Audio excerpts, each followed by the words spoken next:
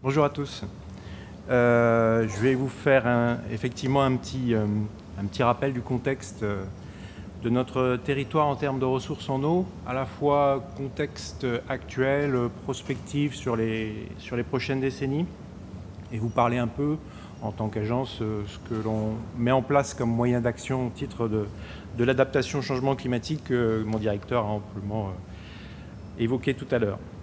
Juste avant de commencer, un petit rappel sur le territoire du bassin d'Our-Garonne. Donc c'est une grande part de la région Nouvelle-Aquitaine, on va dire l'équivalent de l'ex-région Midi-Pyrénées, puis un tout petit morceau d'Auvergne-Rhône-Alpes qui correspondent au bassin de la Charente, de la Dordogne, de la Garonne et de l'Adour.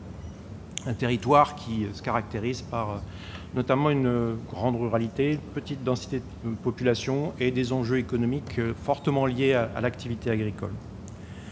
Sur ce territoire, en termes de ressources en eau, le premier graphique que vous voyez sur la gauche représente les prélèvements qui ont été observés ces dernières années sur la totalité de notre bassin, avec les prélèvements industriels, eau potable et agricoles. Ce qu'on peut en dire en termes de retour sur l'histoire de ces prélèvements, c'est qu'il y a eu des gros efforts qui ont été réalisés en termes d'économie d'eau dans le domaine industriel. Alors ce sont à la fois des efforts technologiques, mais il ne faut pas se cacher, il y a aussi eu des sites industriels qui ont disparu pendant cette période. Quelque chose qui a quand même tendance un peu à s'amortir ces dernières années en termes d'économie d'eau. Sur l'eau potable, c'est peut-être plus subtil, mais il y a eu également des gros efforts d'économie d'eau. Ça se voit moins, mais ce qu'il faut avoir en tête, c'est qu'en même temps que le niveau des prélèvements a baissé, la population a fortement augmenté. C'est par contre là peut-être une observation qu'on peut avoir, c'est que ce phénomène d'économie d'eau est peut-être en train de se stabiliser, voire même de repartir un peu dans un phénomène inverse. En tout cas, on est dans une période plutôt stable. Et puis de la grosse variabilité, bien sûr, des prélèvements agricoles selon les années et les contextes hydroclimatiques, avec néanmoins une tendance également à la baisse. Il faut avoir en tête, au regard de cette période, que les surfaces irriguées ont notablement baissé, même si dans le même temps, l'évapotranspiration a commencé notablement à augmenter. L'autre graphique, pour vous rappeler que sur le bassin d'Our-Garonne, donc en haut à droite, l'essentiel des prélèvements que l'on réalise se mobilise des ressources superficielles. Donc c'est quelque chose qui caractérise notre territoire. On prélève dans les rivières, les nappes d'accompagnement et des retenues essentiellement, et donc ce sont des ressources superficielles qui sont forcément très réactives aux effets climatiques, avec une nuance bien sûr sur l'eau potable où les prélèvements en nappes profondes et nappes captives sont un petit peu plus importants. Et enfin, dernier graphique pour vous rappeler que pour les gestionnaires de l'eau, ce n'est pas tant le prélèvement observé qui est important, mais c'est celui qu'on peut mesurer. Ce qui est important, c'est celui de la consommation pendant la période d'étiage, c'est-à-dire qu'est-ce qui est prélevé au milieu et qui ne revient pas vers le milieu naturel, et notamment pendant la période plus névralgique qui est celle, on va dire, de juin à octobre historiquement. Grosso modo, on a 2 milliards de mètres cubes qui sont prélevés sur l'année et on a à peu près 1 milliard de mètres cubes consommés sur la période d'étiage. Et sur ce milliard de mètres cubes, on a bien sûr une prépondérance des prélèvements agricoles.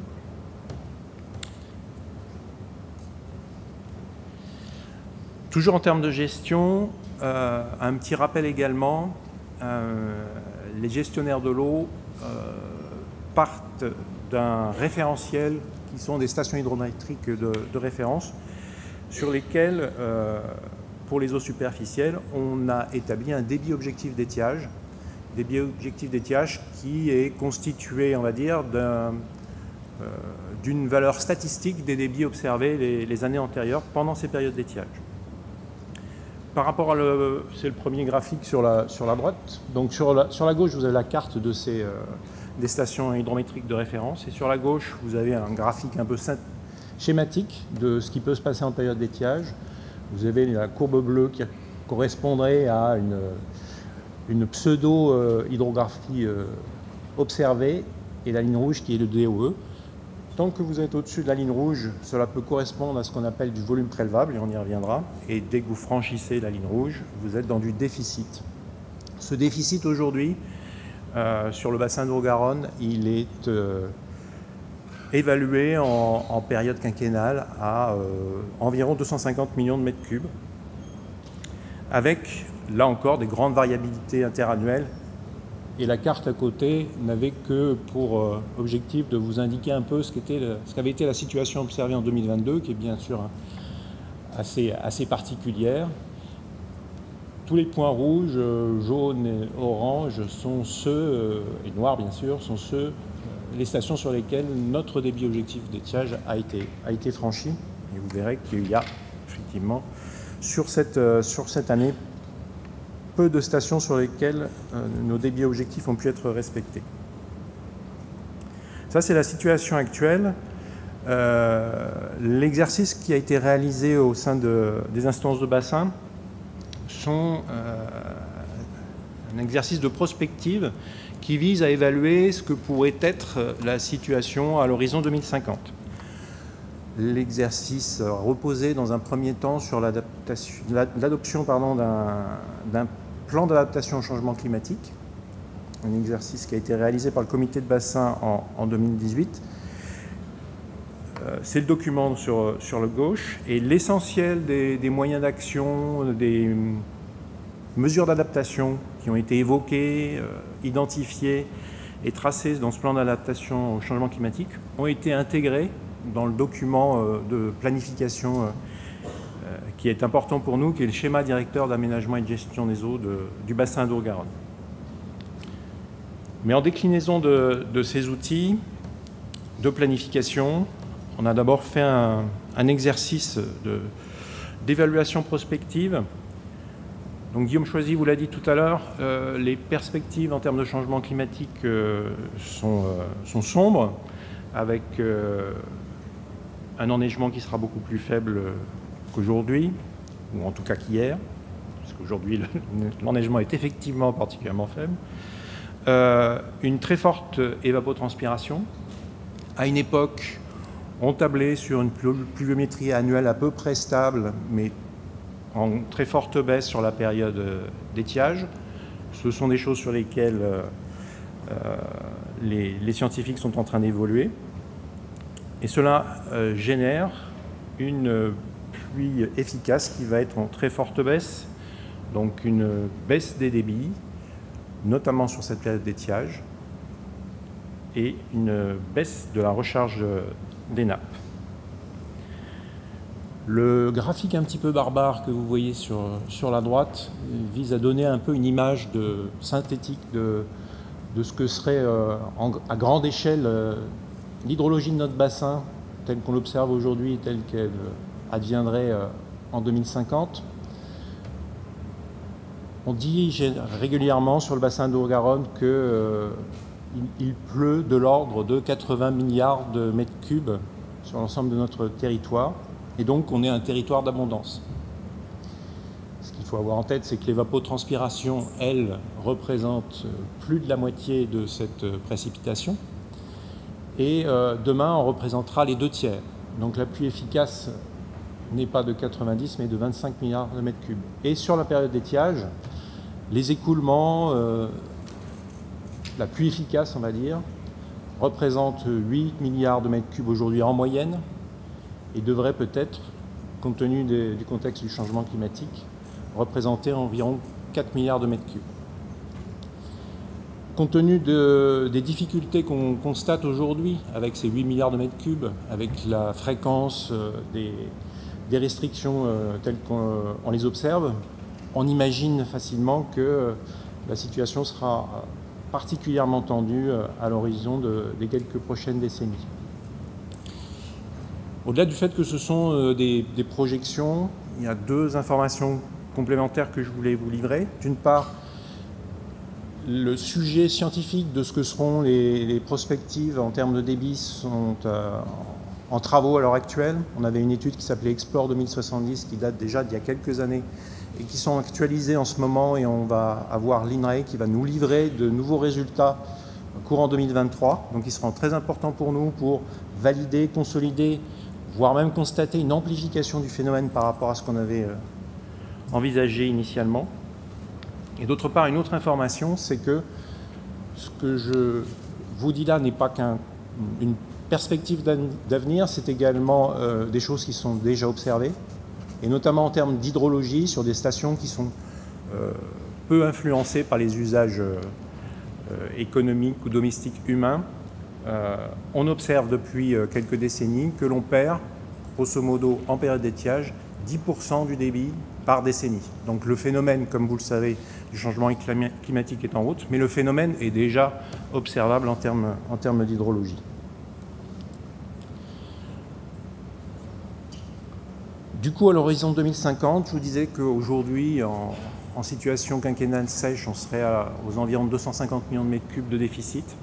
À l'horizon 2050, on évalue que ce déficit serait de l'ordre de 1 milliard à 1 milliard 200 millions de mètres cubes, c'est-à-dire exactement le volume qui est consommé en période d'étiage aujourd'hui. Donc, une fois qu'on a donné ces deux chiffres, on est dans une impasse par rapport à la préservation de nos milieux aquatiques et de nos usages à moyen terme. Pour autant, ce milliard de mètres cubes de déficit repose sur des hypothèses fortes, c'est-à-dire que c'est à stock, à usage et à objectif environnemental constant, c'est-à-dire que ce sont les mêmes DOE, les mêmes prélèvements et les mêmes ouvrages dont on dispose. Donc l'objectif du comité de bassin en termes de prospective, c'était une fois qu'on a annoncé ce chiffre qui fait peur, quels sont les moyens d'action, quelles sont les manettes dont on dispose pour réduire ce déficit. En termes de moyens d'action, on a essayé d'identifier l'ensemble de ce qui était disponible et envisageable et essayer de le chiffrer en termes de volumétrie disponible, ce qui est un exercice un peu difficile et pas tout à fait scientifique, il faut bien l'avouer. Mais l'objectif était d'avoir des ordres de grandeur de ce qui était envisageable si on mettait tous nos moyens d'action en marche et si on arrivait à les chiffrer. Alors, le premier moyen d'action, ce sont les économies d'eau. Sur ces économies d'eau, on s'est plutôt appuyé sur une prospective qui serait un peu le tendanciel actuel que l'on prolonge sur les prochaines décennies. Donc je vous disais, en eau potable, grosso modo, c'est la population augmente et compense les efforts d'économie que l'on aura réussi à réaliser. En industrie, on peut en faire encore quelques économies d'eau, mais ce sera un peu à la marge.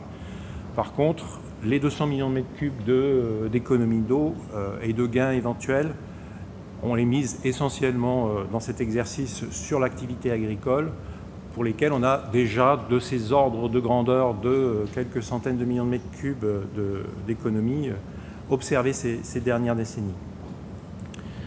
Ensuite, il y a tout ce qui est lié à solutions fondées sur la nature, agroécologie, tout ce qui va permettre, comme disait Guillaume Choisy, de retenir l'eau dans le sol et de la rendre disponible sur la période estivale.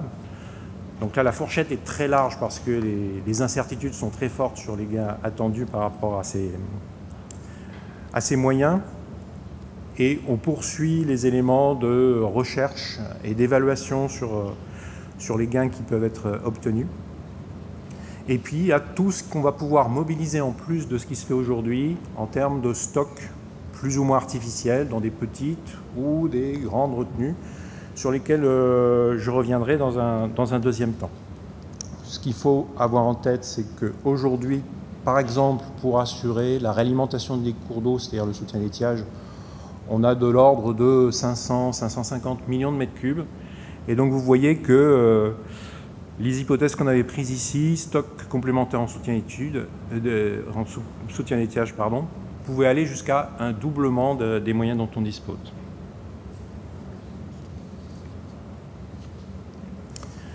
Pour mettre en œuvre l'ensemble de ces moyens d'action, le comité de bassin a adopté une stratégie relative à la gestion quantitative, stratégie qui vise à la fois à résoudre les problèmes quantitatifs tels qu'on les observe aujourd'hui, puisqu'on a un déficit observé sur lequel il y a un rattrapage nécessaire, mais aussi qui vise à se projeter dans l'avenir et à prendre en compte les effets du changement climatique.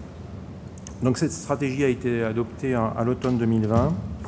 Elle est en cours de déclinaison territoriale à l'échelle des sous-bassins, Charente, Dordogne, Lot, etc., notamment avec les établissements publics territoriaux de bassin, pour une mise en œuvre plus opérationnelle, plus programmatique à l'échelle de ces territoires.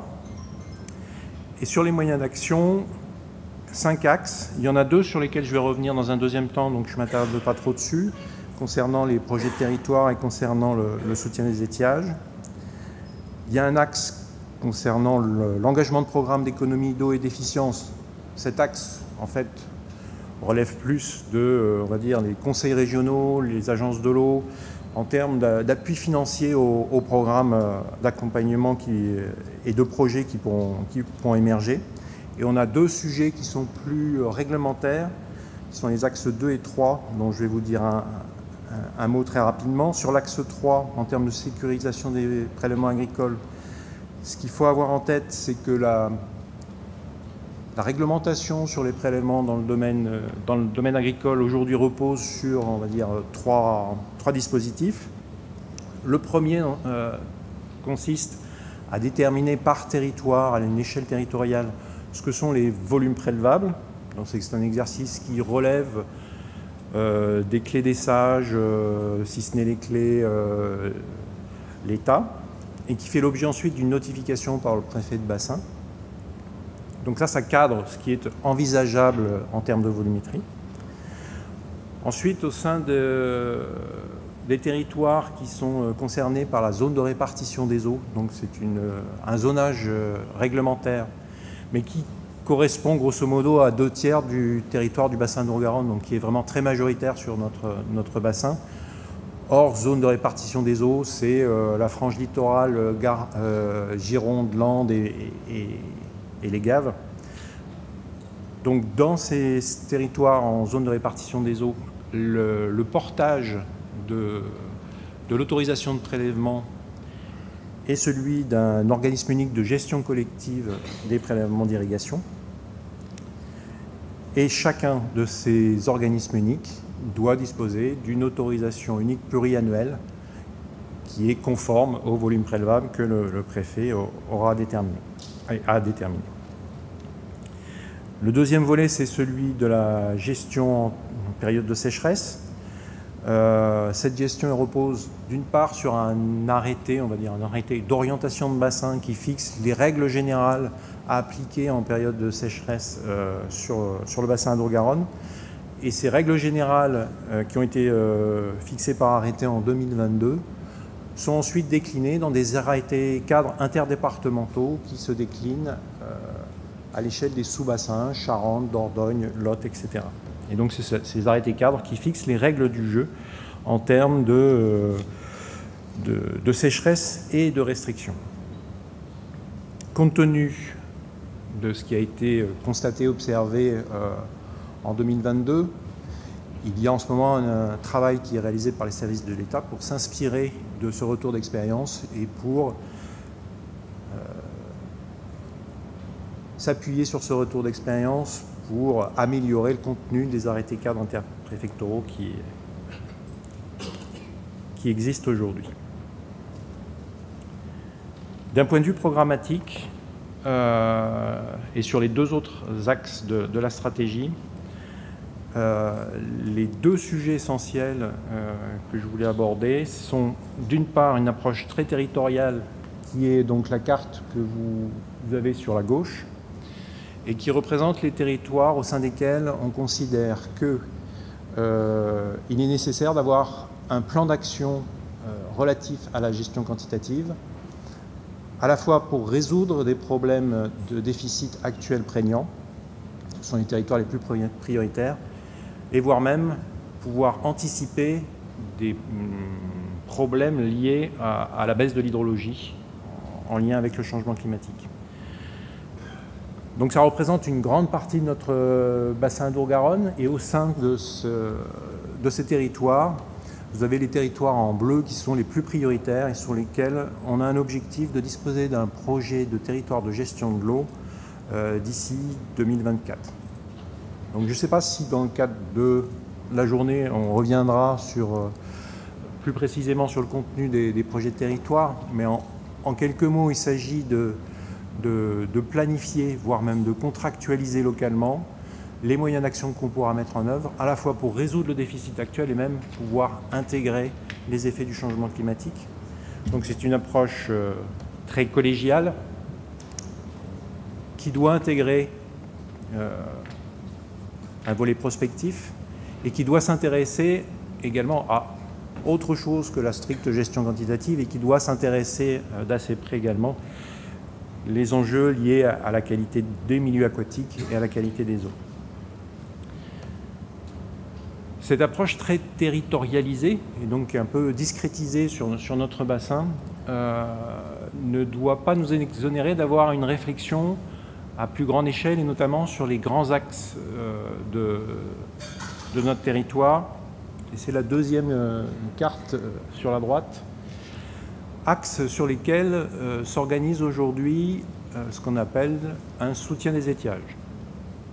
Donc comme je vous l'indiquais, à peu près 500-550 millions de mètres cubes aujourd'hui sont dédiés à ce soutien des étiages, soit à travers des barrages qui ont été conçus pour cela, ce qui représente à peu près 350 millions de mètres cubes, soit à travers des accords que l'on a passés avec les opérateurs hydroélectriques pour rendre mobilisables des stocks hydroélectriques pendant la période d'étiage. Et donc il fait l'objet d'accords, d'une part, d'accord avec l'État qui est l'autorité concédante et d'autre part d'accords contractuels avec l'opérateur lui-même. Dans ce cadre-là, comme je vous le disais en termes de prospective, on se projette dans un développement des moyens qui seraient à notre main pour assurer la réalimentation des cours d'eau à l'avenir. Pour ce faire,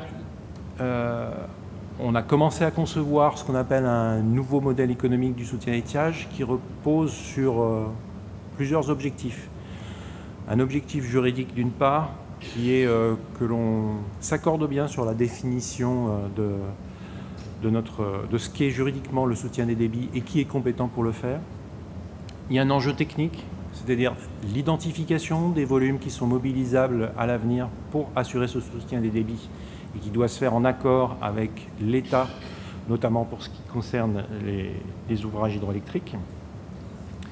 Et enfin, un volet économique, c'est pour ça qu'on a appelé ça à l'origine le modèle économique du soutien des étiages, pour définir le coût de ce soutien des étiages et quelles en sont les modalités de financement.